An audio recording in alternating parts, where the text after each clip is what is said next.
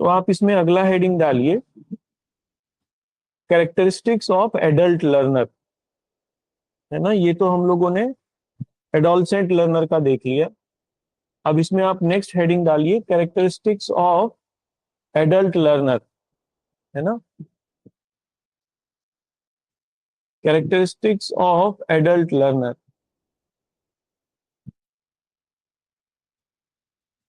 अब इसमें आप पहला पॉइंट आप देख लिखना, पहले इसको समझो। देखो, एडल्ट लर्नर का लेवल थोड़ा डिफरेंट हो चुका होता है ना।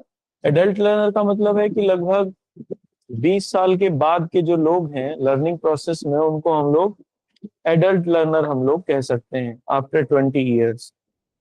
उस समय तक चीजें बदल चुकी होती हैं। जैसे सबसे पहले तो उनको, उनके पास एकेडमिक लेवल पे काफी नॉलेज हो चुकी होती है। अब वास्ट नॉलेज उनके पास होती है एकेडमिक लेवल पे, लाइफ का एक्सपीरियंस भी होता है, और अब तक उनकी वैल्यूज और बिलीफ्स जो हैं, उनके मूल्य और मान्यताएं वो बन चुके होते हैं। इसलिए वो सामान्य तौर पर अब उनमें कोई बहुत ज्यादा बदलाव हो नहीं सकता।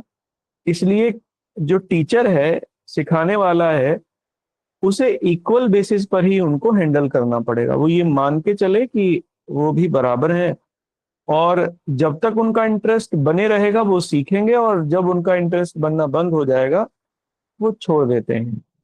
ठीक है, लेकिन ये बहुत ज्यादा इसमें कोई बदलाव उनके सीखने की प्रक्रिया में इस समय एडल्ट लर्नर के नहीं आ सकता है। तो आप इसमें लिखना पहले पॉइंट में। और देखो, मैं आप लोगों से ये कहूं, जैसे आद्या जी अभी काम मांग रही थी ग्रुप पर, पूरा का पूरा लेक्चर पड़ा हुआ है। जब लेक्चर पड़ा हुआ है तो फिर आपको वर्क की क्या जरूरत है? मुझे लगता है कि आप पहले लेक्चर को पूरा सुन लें और फिर उसे लिख लें, क्योंकि पूरा का पूरा लेक्चर है वो एज इट इज। तो उसमें केवल ऐसा नहीं है कोई काट छांट है, उसमें नोट्स भी हैं शामिल। तो फिर आप, अगर छूट जाता है किसी का, तो यूट्यूब पर जाओ और उसको देख लो वहां से। है ना, इतना क्या जरूरत है कि ये काम, मतलब बिल्कुल ही आप अगर ये सोचें कि कुछ करना ही ना पड़े, काम ही कोई और भी दे दे आपको, आप उसको समझे भी ना, सुने भी ना, तो ऐसे तो कैसे चलेगा? ऐसे तो होगा नहीं, कुछ भी नहीं होगा। तो इसलिए जब पहले तो मैं ईमेल पर कह रहा था भेजने के लिए, लेकिन फिर मुझे ये लगा कि ईमेल पर थोड़ी सी दिक्कत होती है सबकी ईमेल पर भेजने में। तो ग्रुप पर मैंने उनको बोला, पलक जी को मैंने कहा पूरा आप यूट्यूब पर डाल दीजिए, यूट्यूब चैनल पर ही डाल दीजिए पूरे का पूरा लेक्चर एज इट इज। उन्होंने कहा भी कि सर ये तो नोट्स चले जाएंगे, सब लोगों के पास चले जाएंगे। मैंने कहा, कोई दिक्कत नहीं है, आप जाने दो, लेकिन आप, जिससे किसी को कोई भी प्रॉब्लम ना हो, सब आसानी से देख सकें। लेकिन उसके बावजूद भी अगर इतना है कि आपको नोट्स बिल्कुल बने बनाए ही चाहिए हो, कोई और दूसरा ही दे दे, तो ये तो नहीं चलेगा। ऐसे तो आना ही नहीं है, कोई मतलब ही नहीं बनेगा समझ में आने का। क्योंकि ये साइकोलॉजी है, ये कैसे समझ में आ जाएगी जब तक आप इसे ठीक से पढ़ेंगे नहीं, समझेंगे नहीं। तो ऐसा मत करिए। है ना, पूरा क्लास अगर नहीं ले पा रहे हैं, मतलब कोशिश तो ये है कि क्लास होनी चाहिए। भाई 2 ही दिन हो रही है, तो उसमें भी ऐसा क्या है कि आप क्लास नहीं ले सकते? और अगर क्लास नहीं ले पा रहे हैं तो फिर रिकॉर्ड करके दी जा रही है, आप उसे सुन लीजिए, और उसे सुन के ठीक से नोट्स बना लीजिए। लेकिन क्लास भी नहीं लेना है, सुनना भी नहीं है, और फिर उसके बाद कुछ और सोचना है, तो फिर ये कैसे होगा? Near to impossible. चलिए खैर, जैसा भी है आप जाने। देखो, अब इसमें आप पहले पॉइंट में लिखना, आ, पहले पॉइंट में आप लिखना, हेडिंग आप डालना, कैरेक्टरिस्टिक्स ऑफ एडल्ट लर्नर। वयस्क शिक्षार्थी की मूल विशेषताएं। वयस्क शिक्षार्थी की मूल विशेषताएं। ठीक है, इसमें आप पहले पॉइंट में लिखना, adult learners, adult learners generally, adult learners generally getting developed getting developed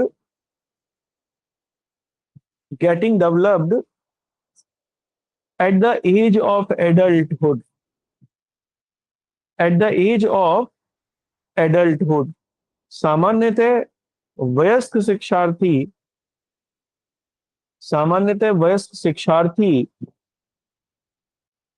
वयस्क होने तक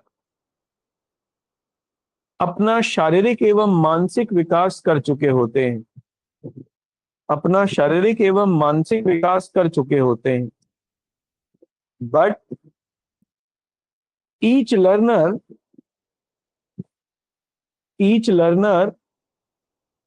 has their individual learning needs। लेकिन प्रत्येक शिक्षार्थी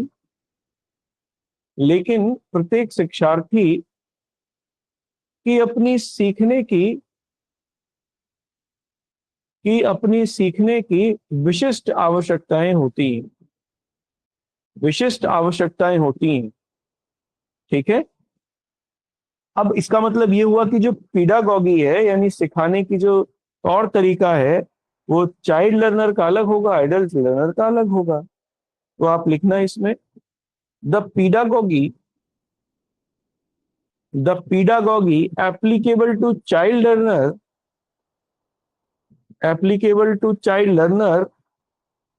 do not apply on adult learner।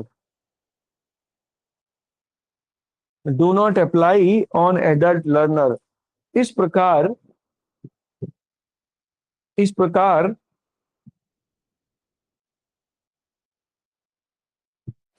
प्रकार वयस्क शिक्षार्थी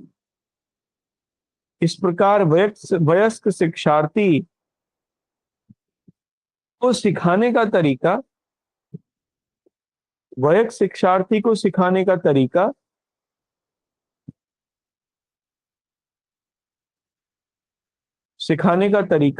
किशोर शिक्षार्थी से भिन्न होगा। ठीक है। और कंटिन्यूएशन में लिखना we can see the differences in adult learners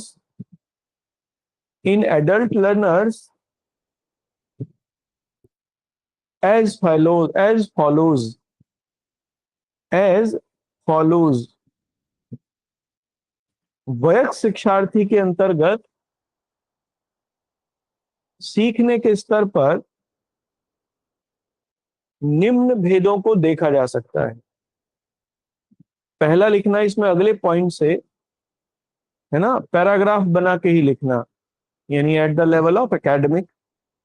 तो इसमें पहले लिख लेना एकेडमिक स्तर पर या eight the level of academic, है ना।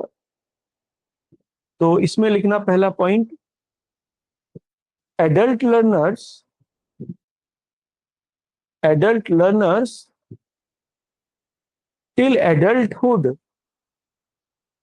till adulthood get a vast wealth of knowledge and experience। वयस्क शिक्षार्थी वयस्क होने तक जीवन में अधिक ज्ञान एवं अनुभव प्राप्त कर चुके होते हैं। Till now their opinions, values and beliefs getting shaped। इस समय तक उनके मूल्य, विश्वास एवं विचार विकसित हो चुके होते हैं। विकसित हो चुके होते हैं। So at this level the role of teacher would be minimum. So at this level the role of teacher would be minimum. इस प्रकार इस स्तर पर शिक्षक की भूमिका न्यूनतम होगी।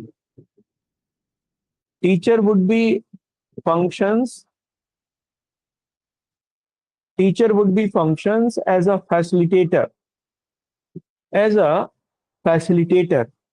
इस स्तर पर शिक्षक केवल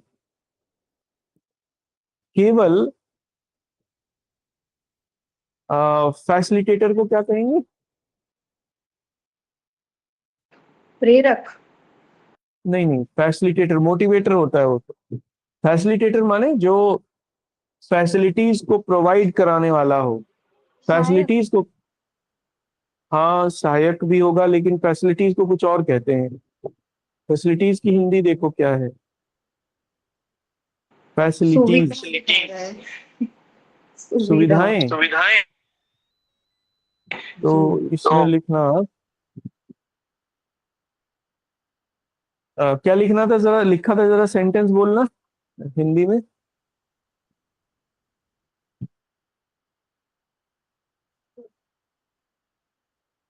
सूत्रधार।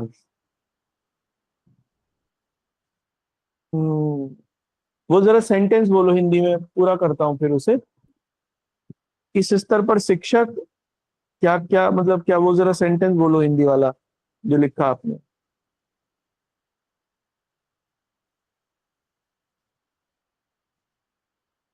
अरे बोल दो कोई सेंटेंस।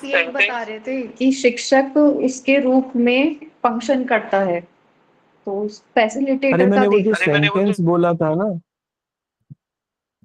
मैंने जो सेंटेंस बोला है ना हिंदी में, वो जरा बता दो मुझे दोबारा, कोई बोल दो। कोई लिख ही नहीं रहा क्या?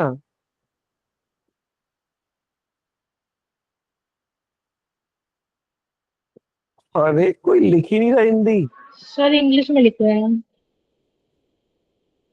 क्या बात है, चलो अंग्रेजी वाला बोलो तो।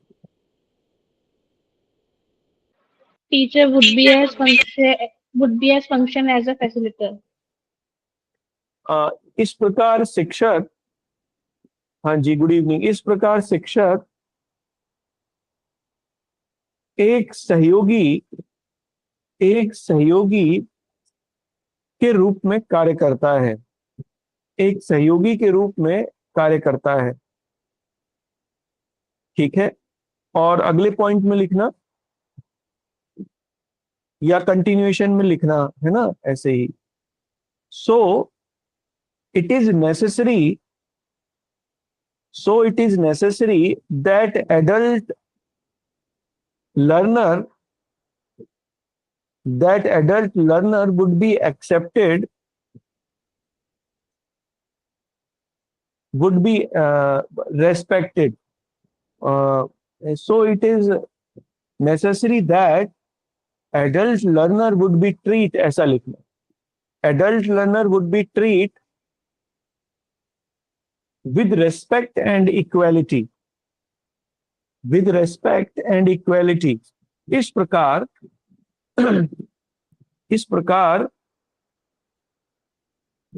वयस्क शिक्षार्थी को या का सम्मान किया जाना एवं उसे समानता के स्तर पर देखा जाना अति आवश्यक है। As adults are result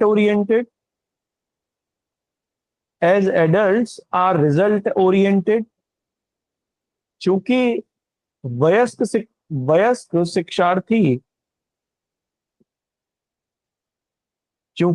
शिक्षार्थी परिणाम केंद्रित होते हैं, so the expectations of them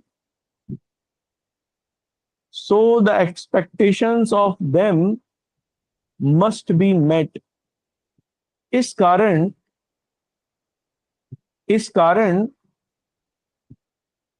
उनकी महत्वाकांक्षाओं की पूर्ति होनी चाहिए। उनकी महत्वाकांक्षाओं की पूर्ति होनी चाहिए। ठीक है, तो ये हुआ उनका एकेडमिक लेवल पर। अब इसमें नेक्स्ट लिखना अगले लेवल, अगले पैराग्राफ से।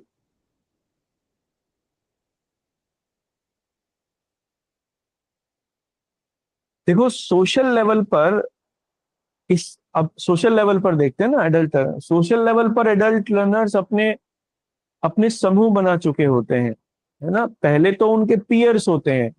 शुरू में आप देखो कि छोटे छोटे ग्रुप्स होते हैं बच्चों के, जो एडोलसेंट लर्नर्स होते हैं वो गैंग में रहते हैं।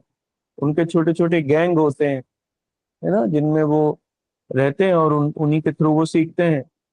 लेकिन जब एक कोई वयस्क हो जाता है तो उसका जो गैंग है वो बड़ा हो जाता है। तो बड़े गैंग को हम लोग क्या कहेंगे? कम्युनिटी कहते हैं।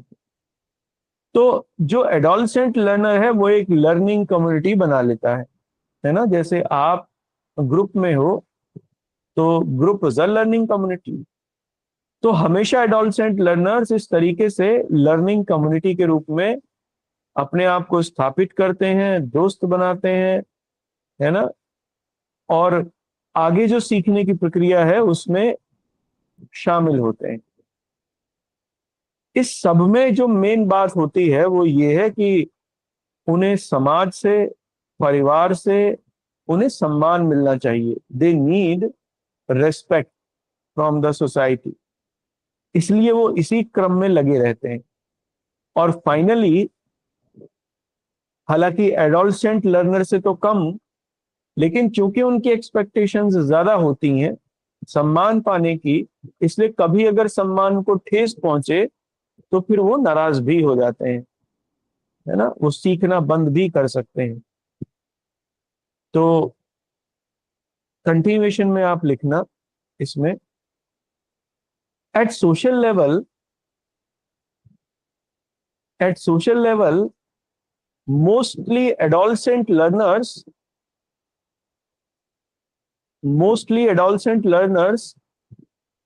form learning communities।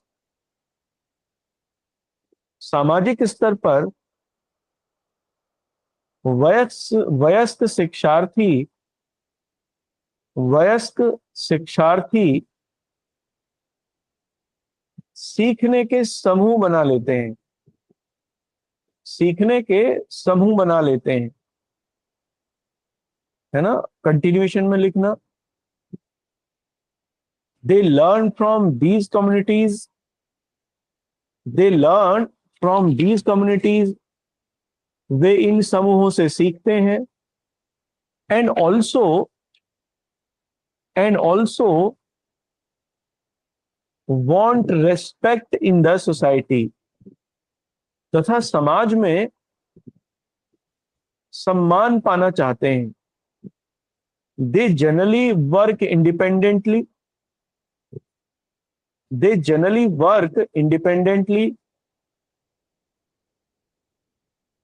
सामान्यतः वे स्वतंत्रता पूर्वक कार्य करना चाहते हैं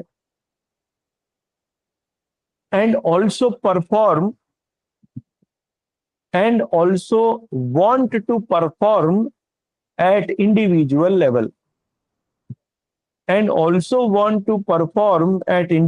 level तथा व्यक्तिगत स्तर पर अपने आप को परफॉर्म करने को क्या कहेंगे हिंदी में?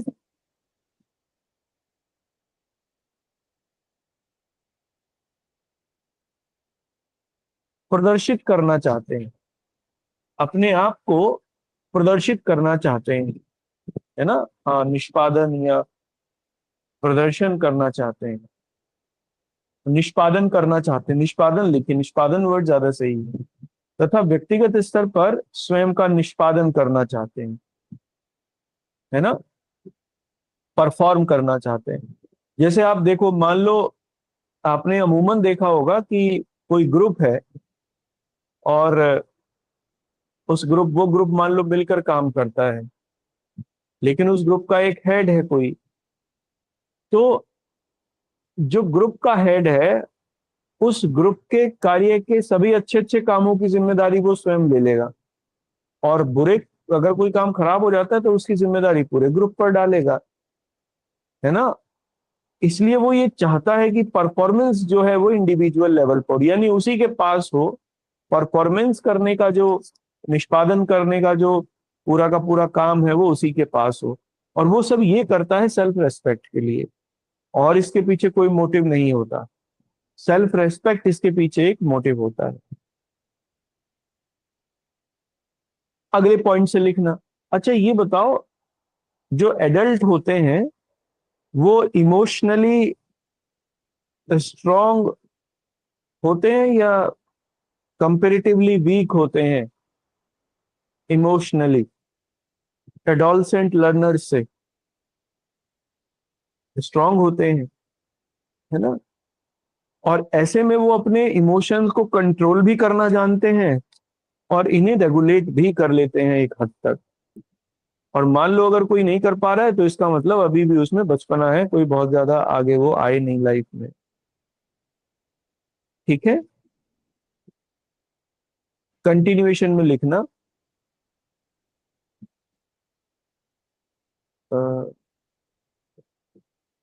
कंटिन्यूएशन में लिखना, at emotional level, at emotional level adolescent learners, at emotional level adolescent learners would be more strong, would be more strong, भावनात्मक स्तर पर वयस्क शिक्षार्थी अधिक मजबूत होते हैं। they regulate their emotions, they regulate their emotions more efficiently, वे अपनी भावनाओं को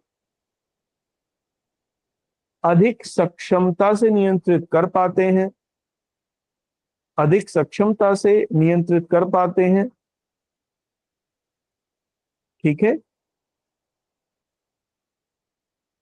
और अगले पॉइंट से लिखना, लेकिन एक कमी हम लोगों को देखने को मिली या आती है, जो उनकी साइकोमोटर स्किल्स हैं या साइकोमोटर जो एक्टिविटीज हैं वो थोड़ी स्लो हो जाती हैं, यानी चीजों को सीखने की क्षमता, चीजों को देखने की क्षमता, इसमें थोड़ा स्लोनेस देखने को मिलता है हम लोगों को, यानी साइकोमोटर जो स्किल्स है वो कम हो जाती हैं।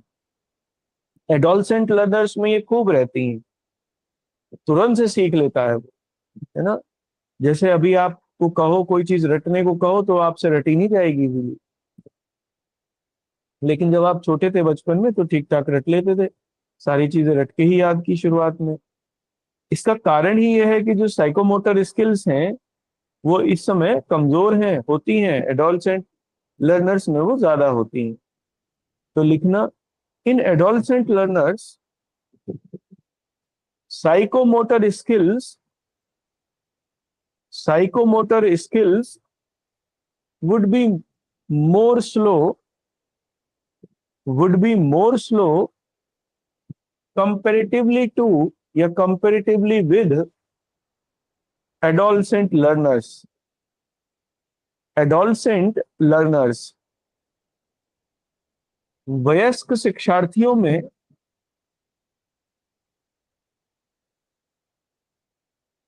वयस्क शिक्षार्थियों में साइकोमोटर, अब साइकोमोटर ही लिखना, इसे हिंदी में क्या कहते हैं मुझे पता नहीं, साइकोमोटर क्षमताएं किशोर शिक्षार्थियों से कम होती हैं, किशोर शिक्षार्थियों से कम होती हैं, and that's because of it, and that's because of it their learning skills get slowed, जिस कारण उनकी सीखने की क्षमताओं में कमी आने लगती है। ठीक है, और नेक्स्ट पैराग्राफ से अब लिखना,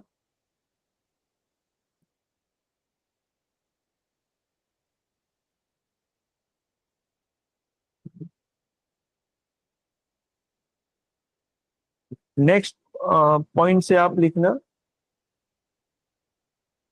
देखो कॉग्निटिव लेवल पर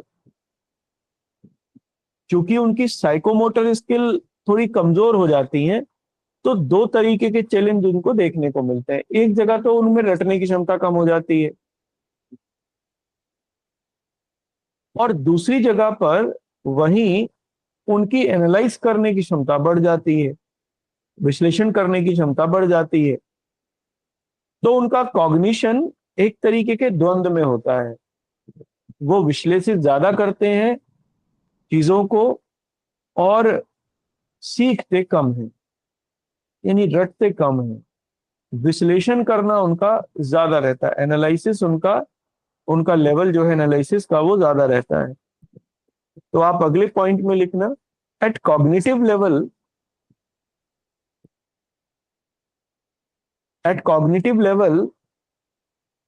the adolescent learners has more power to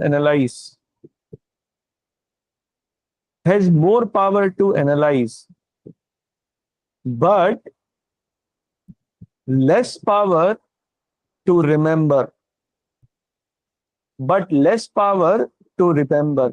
संज्ञानात्मक स्तर पर एक वयस्क शिक्षार्थी में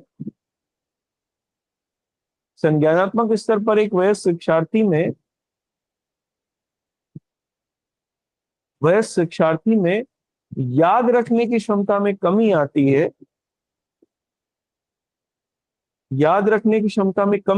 है, जबकि विश्लेषण करने की क्षमता में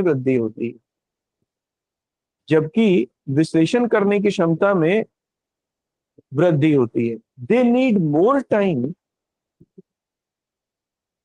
need more time in processing the information.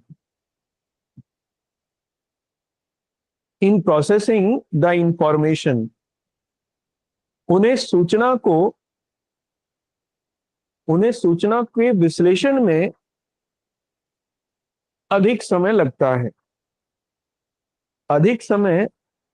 है। ठीक है, देखो ये सारे जो बातें मैंने आपको बताई, ये एडल्ट लर्नर की कुछ बेसिक कैरेक्टरिस्टिक्स थे जो मैंने अभी आपसे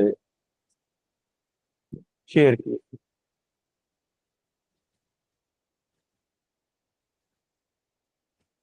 क्लियर है ये आपको?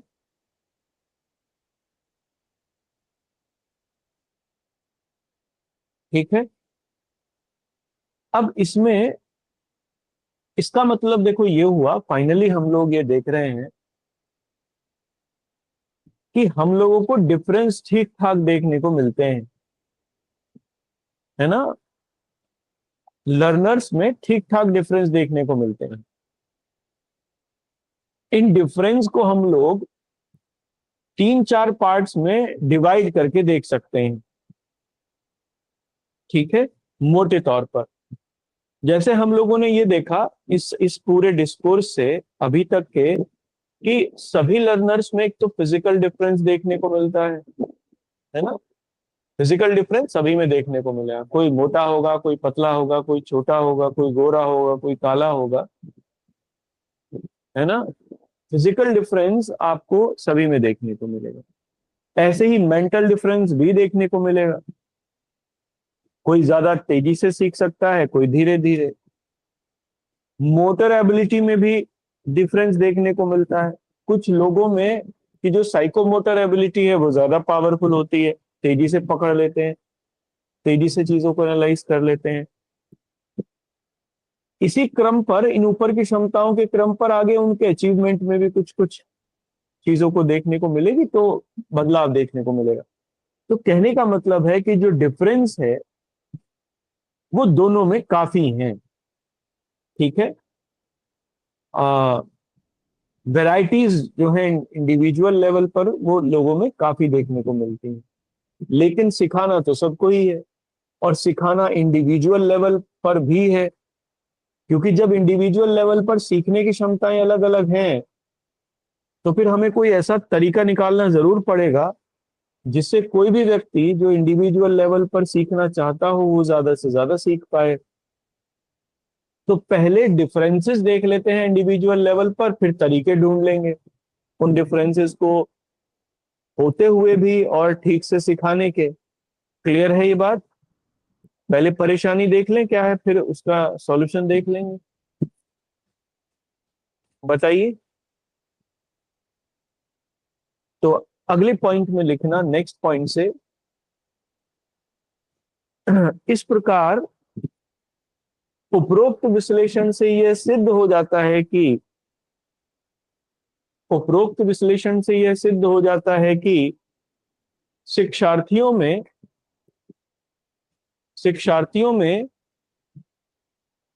भिन्न भिन्न अंतर पाए जाते हैं। शिक्षार्थियों में भिन्न भिन्न अंतर पाए जाते हैं। सो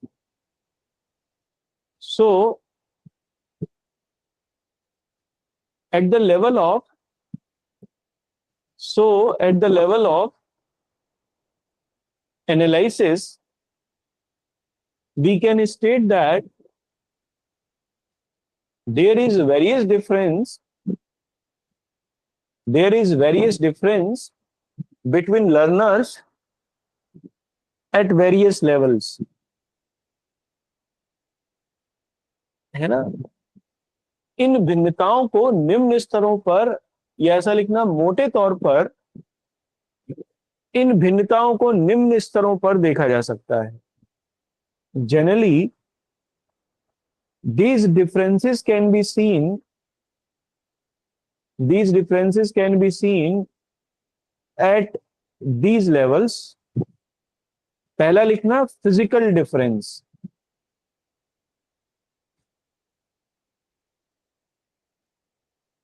फिजिकल डिफरेंस या भौतिक विभिन्नता। ठीक है, सर ये भौतिक विभिन्नता। इसमें लिखना भौतिक विभिन्नता में, है ना, at the level of height, weight, colour, ये सब लिख सकते हैं, है ना। इसको लिख लीजिए, at the level of height, weight, colour etcetera. दूसरा लिखना मेंटल डिफरेंस,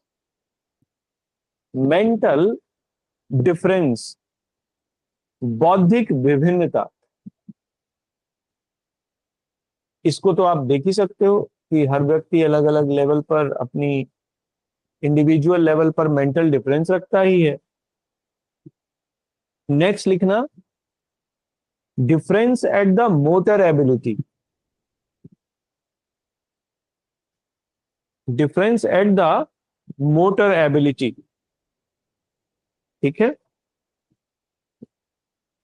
इसको लिखना हिंदी में मोटर एबिलिटी के स्तर पर विभिन्नता,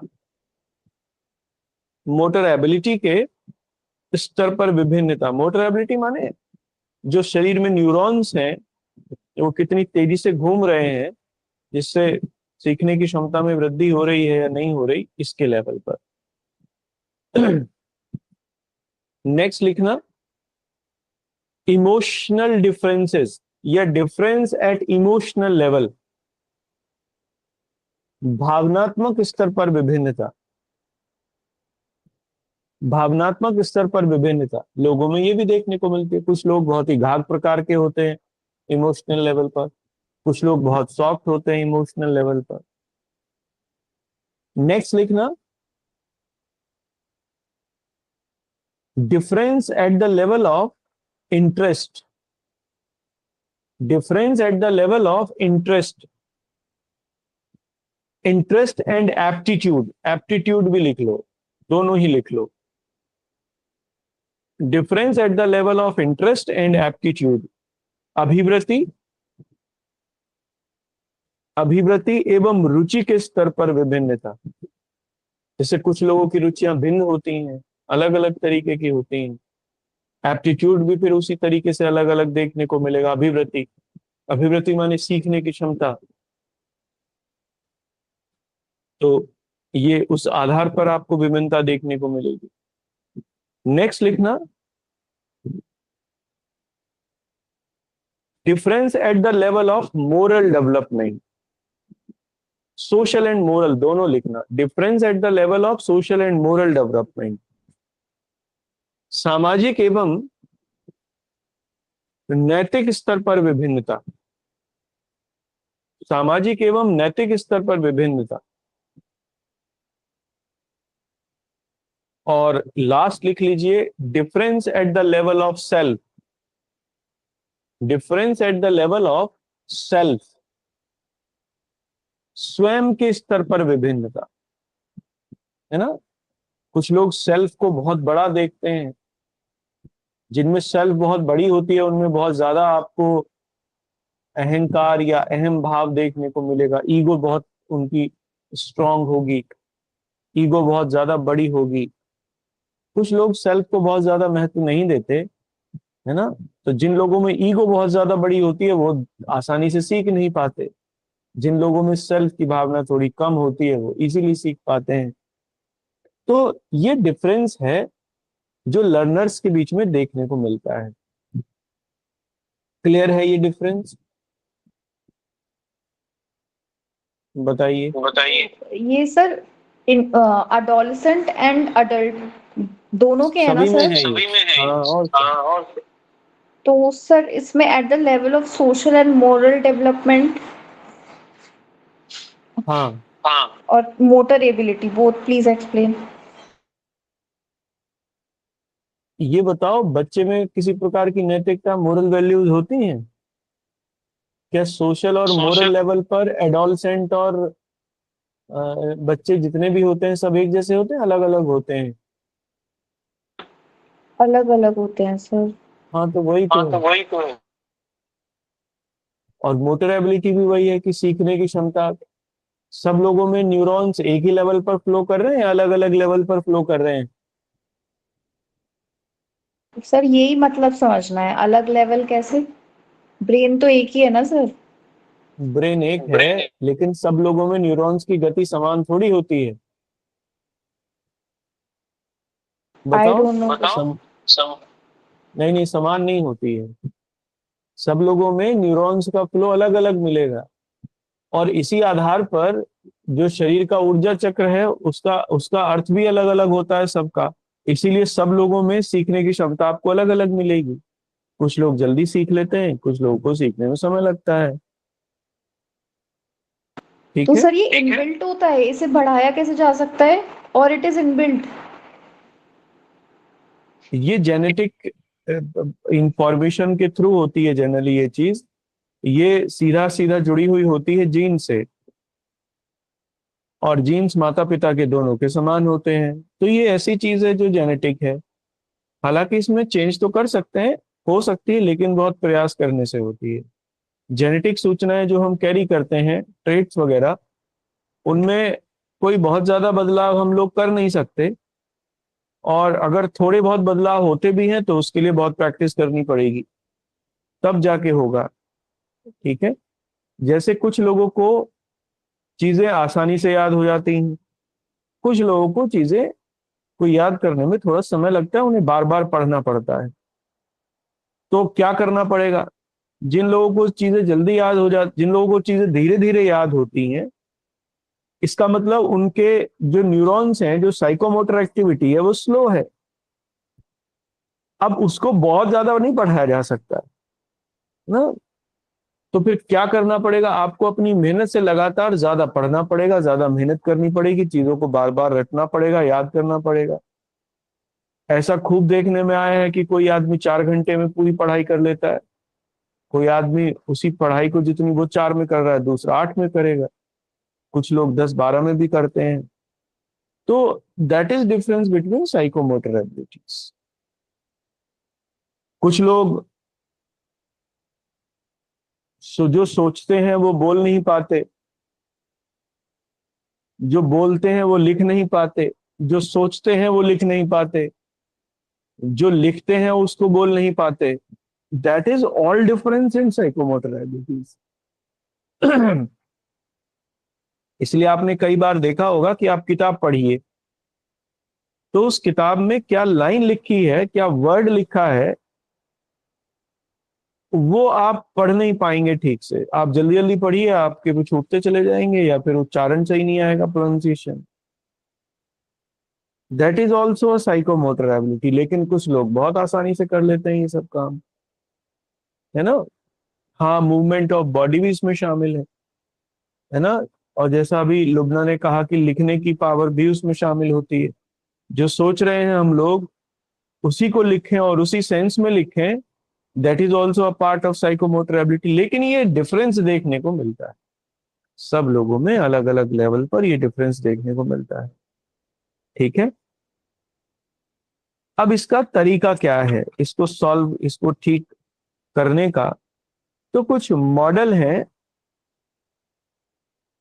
इन मॉडल के आधार पर सबसे पहले तो हम लोग लर्नर्स की लर्नर्स को एनालाइज करने का काम करें, है ना। और उसके बाद में उन्हें ग्रुपिंग करके उन्हें ठीक से अलग अलग पढ़ाने का काम करें या उनको सिखाने का काम करें। अगर ऐसा हो जाए, मान लो हम लोगों के पास कोई ऐसा मॉडल हो जिसे हम अप्लाई करके ये पता कर सकें कि किसकी सीखने की क्षमता कितनी है, तो फिर जिन लोगों की सीखने की क्षमता एक जैसी है उन्हें एक ग्रुप में रख दें, जिन लोगों की क्षमता अलग है उन्हें अलग ग्रुप में रख दें, और फिर उन्हें अलग अलग तरीके से अपनी अपनी क्षमता के अनुसार सिखाया जाए तो वो ज्यादा अच्छे से सीख सकते हैं। हाँ या ना, बताइए। क्या सर, वो सॉरी लास्ट का सुना नहीं। अगर हम क्या अलग अलग कर दे क्षमताएं। कोई बात नहीं, वो जब इसमें दोबारा सुन लेना, जब रिकॉर्ड होता है ना ये, तो आप सुन लेना उसे। देखो, ये अच्छे से हो सकती है चीज, लेकिन बात यह है कि मॉडल ऐसा कौन सा हो जो एक जैसी सीखने की क्षमता वाले लोगों को एक लेवल पर चिन्हित करके एक ग्रुप में रख सकता हो। देखो, एक होता है इसको आईक्यू, है ना। आईक्यू आपने सुना होगा, इंटेलिजेंट कोशेंट, है ना। और एक होता है ईक्यू, ईक्यू इमोशनल कोशेंट। और ईक्यू और आईक्यू अगर दोनों को एक जगह हम लोग मिला दें तो इसी को हम लोग इमोशनल इंटेलिजेंस कहते हैं। देखो, एक तरीका है इमोशनल इंटेलिजेंस का, भावनात्मक बुद्धिमत्ता का। अगर भावनात्मक बुद्धिमत्ता को के माध्यम से हम लोग इसको इसको लागू करके अगर हम लोग चीजों को सिखाने का प्रयास करें लोगों को तो वो ठीक से सीख सकते हैं। जैसे इंटेलिजेंसिया का कैसे पता चले, तो उसके लिए आईक्यू मॉडल है, इंटेलिजेंट कोशेंट है, ये ठीक से डेवलप हुआ, है ना। और शायद सेगमेंट फ्रॉइड ने इसको ठीक से डेवलप किया था। एक और थे जिन्होंने आईक्यू को बनाने का काम किया, आईक्यू मॉडल को जिन्होंने दिया। सिगमंड फ्रॉइड ने तो इसके बारे में केवल बात की थी। आईक्यू किसने डेवलप किया? बिनी ने। आईक्यू की कॉन्सेप्ट मेरे देखो दिमाग से निकल गई। Emotional quotient.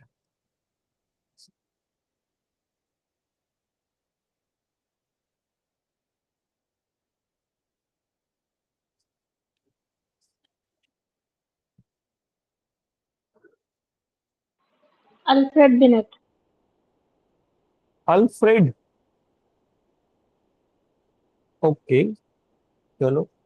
तो आईक्यू है ना, इंटेलिजेंसिया को अल्फ्रेड बैनेट है ना, अल्फ्रेड बैनेट। Binet, BINET. हाँ, इन्होंने ही दिया। हाँ, अल्फ्रेड बैनेट ने ही दिया। आईक्यू इन्होंने दिया कि आईक्यू के लेवल पर किसी का ये पता लगाया जा सकता है कि किसमें कितनी चीजों को सीखने की समझ है। फिर एक और व्यक्ति हुए जिनका नाम था थॉर्नडाइक। थॉर्नडाइक ने 1920 में सोशल इंटेलिजेंस के ऊपर काम करना शुरू किया, और सबसे बाद में इसमें डेविड गोलमैन ने 1995 तक आते आते एक नई कॉन्सेप्ट दी। हॉर्नडाइक से ही शुरू हुई 1920 में, और खत्म हुई ये डेनियल गोलमैन पर आकर 1995 में।